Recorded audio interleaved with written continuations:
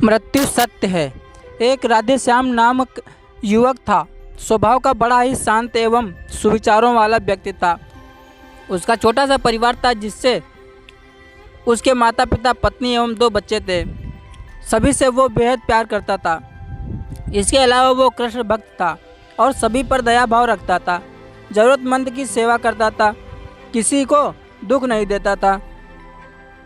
उसके इन्हीं गुणों के कारण श्री कृष्ण उससे बहुत प्रसन्न थे और सदैव उसके साथ रहते थे। और राधे श्याम अपने कृष्ण को देख भी सकता था और बातें भी करता था। इसके बावजूद उसने कभी ईश्वर से कुछ नहीं मांगा। वह बहुत खुश रहता था क्योंकि ईश्वर हमेशा उसके साथ रहते थे, उसे मार्गदर्शन देते थे। राधे श्याम भी कृष्ण को अपने मित्र की तरह पुकारता था और उनसे अपने विचारों को बांटता था। एक दिन राधे श्याम के पिता की तबीयत अचानक खराब हो गई। उन्हें अस्पताल में भर्ती किया गया। उसने सभी डॉक्टर्स के हाथ जोड़े, अपने पिता को बचाने की मिन्नतें की, लेकिन सभी ने उससे कहा कि वो ज़्यादा उम्मीद नहीं दे सकते और सभी ने उसे भगवान पर भरोसा रखने को कहा।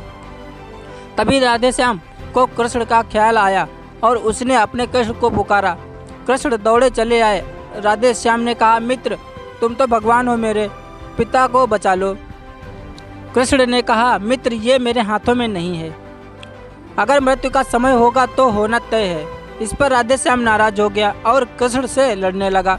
गुस्से में उन्हें कोसने लगा। भगवान ने भी उसे बहुत समझाया पर उसने एक ना सुनी।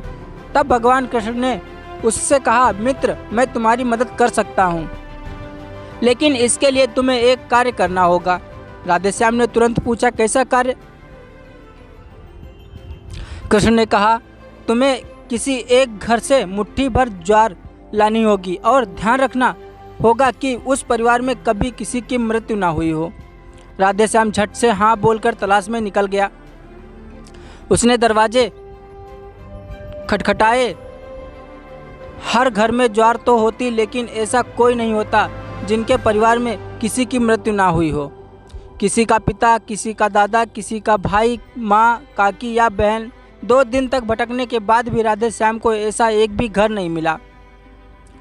तब उसे इस बात का एहसास हुआ कि मृत्यु एक अटल सत्य है।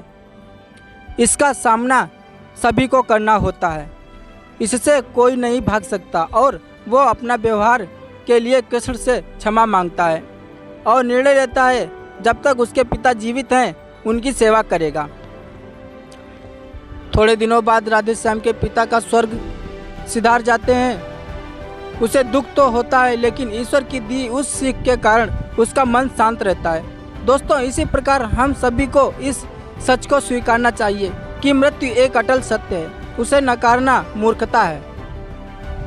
दुख होता है, लेकिन उसमें फंस जाना गलत है, क्योंकि केवल आप ही उस दुख से पीड़ित नहीं हैं, अपितु संपूर्ण मानव जात उस दुख से रूबरू होती है।